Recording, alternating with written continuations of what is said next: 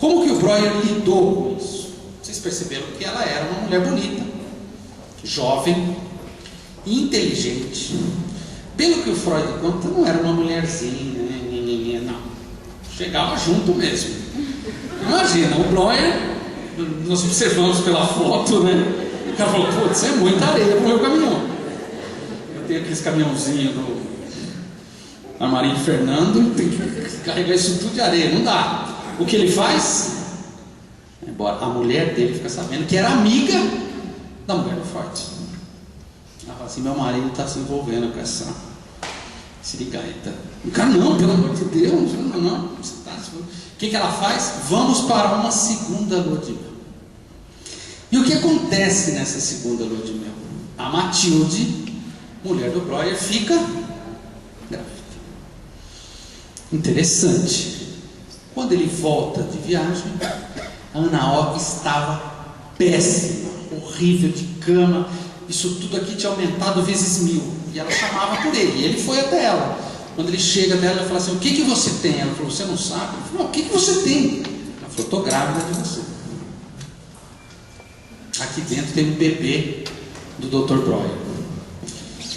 Evidente que não tinha nenhum bebê, mas a Matilde sim estava grávida. Nasce uma filha do Breuer da Matilde, adivinha o nome? Dora. Que tem duas possibilidades. Eu andei pesquisando para a minha tese, mas eu não sei. Uma possibilidade, que ela foi para Nova York e se mata em Nova York, perguntando quem de fato é minha mãe, quem é Ana, passa a vida inteira perguntando isso. E uma outra possibilidade histórica de que ela se matou para não ser pega pela Gestapo na época 1939, quando Hitler estava eliminando os judeus. Essa mulher chamada Dora, filha do Breuer e da Matilde, metaforicamente falando, filha da frase do Freud. Aqui é o começo de uma análise, evidente que não é uma análise completa, mas já tem essência do que é uma análise ainda até hoje. Olha que interessante o que o Freud fala. Visitava a tardinha, quando sabia que a encontraria em hipnose. Hipnose é aquela hipnose que eu disse para vocês à tarde, que ela estava presa a dormir, que ela chamava de clouds, de nuvens. Então aliviava de toda a carga de produtos imaginativos que ela havia acumulado desde minha última visita. Era essencial que isso fosse feito de forma completa se quisesse alcançar bons resultados. Quando isso era levado a efeito, ela ficava perfeitamente calma. E no dia seguinte mostrava-se agradável, fácil de lidar, diligente e até mesmo alegre. No segundo dia, porém, tornava-se cada vez mais mal-humorada, voluntariosa e desagradável. Lembra alguém? O que se acentuava ainda mais no terceiro dia. Quando eu ficava assim, nem sempre era fácil fazê-la falar, mesmo em seu estado hipnótico, que supostamente ela estaria mais sugestionável, né? Ela descrevia de modo apropriado esse método, falando a sério, como uma talking cure. Freud usa a palavra em inglês, significa cura pelo falar.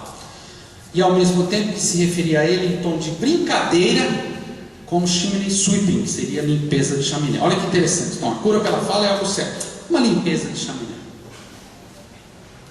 Então, olha como Freud não recua, como Breuer, isso eu acho muito importante, de certa maneira até a compreende e a valoriza. E o que acontece com essa moça no final do caso? Porque não é uma análise completa. Segundo Freud, ela de alguma maneira tem uma certa melhora nos sintomas. Depois, os pesquisadores da psicanálise dizem que ela volta a ter todos esses mesmos sintomas e procura novamente o Breuer.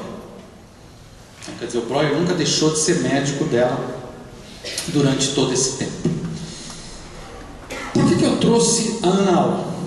Que aí eu vou deixar essa grande pergunta para a gente tentar responder. Qual então foi a contribuição da Ana O para o surgimento da psicanálise como conhecemos hoje? Porque eu imagino que todo mundo aqui está me ouvindo, duvido que vocês não conheçam várias Ana O. Se não forem Ana O's também.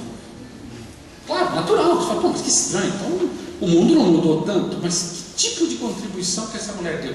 Por que ela foi tão importante para o Freud inventar a psicanálise? Vamos lá. Primeiro de tudo, ela evidencia que há entre as pessoas uma relação especial. Primeiro entre ela e o Breuer, depois entre ela e o Freud. Que relação especial é essa? A gente chama de transferência. O Lacan vai estudar esse texto, depois ele descobre uma coisa genial.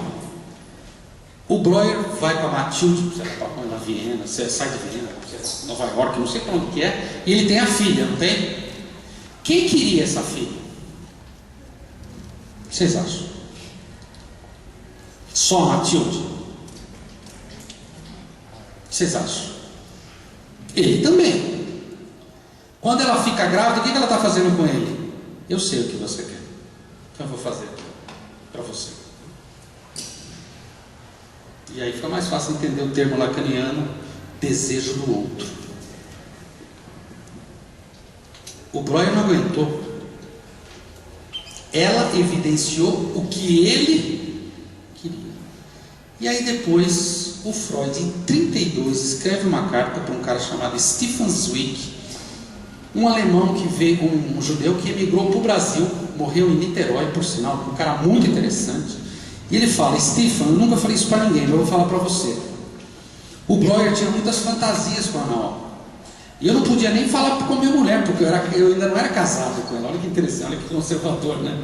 Só quando ela for Marta Freud, a minha esposa, eu vou poder falar o que o Breuer contava da Ana. Ou seja, existe uma transferência evidente, mas existe também o contrário disso, que é a contra-transferência. Ou seja, o que ela causou no Breuer e que fez o Breuer ir embora com a mulher dele e fazer um filho. Porque a leitura mais superficial de qualquer um de nós, qual é? A mulher dele ficou com ciúmes e falou: põe um filho aqui dentro, é sinal que você me ama. Mas o cara já queria um filho antes, lá nas profundezas do inconsciente, e ela captou. Então eu te dou o que você quer. Eu estou marcando isso, gente. Se você for fazer análise com o junguiano, você vai sonhar com arquétipo. Kleiniano, tem alguma coisa boa e má, em forma de peito, C. Tem alguma coisa venenosa, explosiva, é batata. Reich, você vai ter alguma coisa no corpo. Lacan, você vai ter umas palavras, desejo. A gente vai sonhar o que a gente acha que o analista quer ouvir da gente. E aqui está a prova. A diferença que eu saquei no Freud é que ele encarou, não recuou e não se misturou dentro do possível. É evidente que ele queria muito criar psicanálise. Essa mulher falou: você quer inventar psicanálise? Então eu vou te dar o que você quer. O que está precisando agora? Histeria? Deixa comigo. Isso vale também para o homem dos ratos. Quando a gente quer muito, às vezes o outro tenta descobrir o que a gente quer e tenta nos agradar e fornecer. Tá? A força da palavra, eu acho que isso é uma coisa que precisa ser valorizada. Qual é o nome desse espaço? Casa da Palavra. Estamos em 2011. 1976 teria a Casa da Palavra? Não, posso afirmar que não. Por quê? E a primeira coisa que uma ditadura faz quando entra no país, o que é? Cortar a palavra. Não teria isso aqui em 1976, 74, 68. Não teria. Não teria. Pode ter certeza. E quem se arvorasse a falar, seria cortado literalmente. Tá? O peso do sintoma. Leandro, você falou que a teoria do Freud é uma teoria política, né? Então, assim, uma pergunta de leigo também. No século XIX, com certeza o mundo era muito mais repressor com as mulheres, né? Talvez seja por isso que os casos de histeria eram tão nítidos, né? Eram tão, assim, ali, assim, visíveis, né? E dava para diagnosticar isso. Hoje eu não sei, eu acho que, eu não sei, né? Porque eu não sou psicanalista, mas eu acho que não é tão comum, não é o caso de histeria nesse sentido, como toda aquela caricatura que cria dos movimentos contorcionistas e tal. Talvez porque a sociedade é um pouco menos repressora, e só isso eu gostaria de saber. Essa é uma excelente pergunta. Esse dia eu atendi um rapaz, 40 anos, histérico, eu convertia na minha frente, me indicado para o meu colega psiquiatra. Eu liguei para ele e falei: não, esse cara está tendo um AVC, um derrame. Eu falei: Leandro, não recue, seja psicanalista, esse cara está tendo uma conversão. Ou seja, eu estava partindo do seu pressuposto, não existe mais essas coisas. Não é verdade. Pode ser que o fenômeno da conversão, talvez, na classe média, não exista da mesma maneira. Pergunte para quem trabalha em carros, em periferia. Esses fenômenos, por exemplo, em certas igrejas evangélicas, aí o demônio está dentro de mim, a mulher começa a virar a voz. Tanto que os caras se interessaram em abocanhar a psicanálise. Então depende da classe social. No caso do Freud era curioso, era de uma classe social mais elevada. Mas eu concordo com você, a repressão, especialmente sexual, era violentíssima. Então o desejo precisava sair de uma outra maneira. Agora, será que hoje tem repressão? Tem a repressão ao contrário. A Naó queria transar e não podia. Se a Naó vivesse hoje, ela deveria transar. E além do mais, ser bonita, gostosa, inteligente, ter o corpo da Barbie, né? Não sei como. Você já viu a Barbie?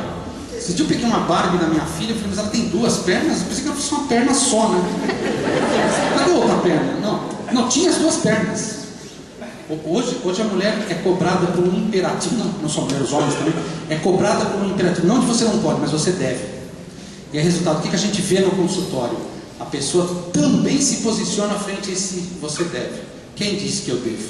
O que eu devo fazer? Depois o Freud amplia isso, o Lacan principalmente. Eu diria que a histeria é um posicionamento frente ao outro. E aí o Lacan inventa uma coisa chamada 4 discursos, que ele chama de discurso do histérico, e não mais da mulher histérica, discurso do universitário, discurso do mestre e o discurso do analista. Eu diria que hoje a histeria é um fenômeno de qualquer sujeito frente ao social, é um posicionamento. É um posicionamento na linguagem, o que a gente chama de gosto, de descrição. Então, resultado, nesse sentido, a gente tem que tomar a leitura do Freud de uma maneira estrutural. Elas se rebelavam contra algo, e deveriam mesmo, porque elas estão cobertas de razão, e esse algo mudou hoje, mas a posição de cada um é que diz se o sujeito vai chegar no psicanalista ou não.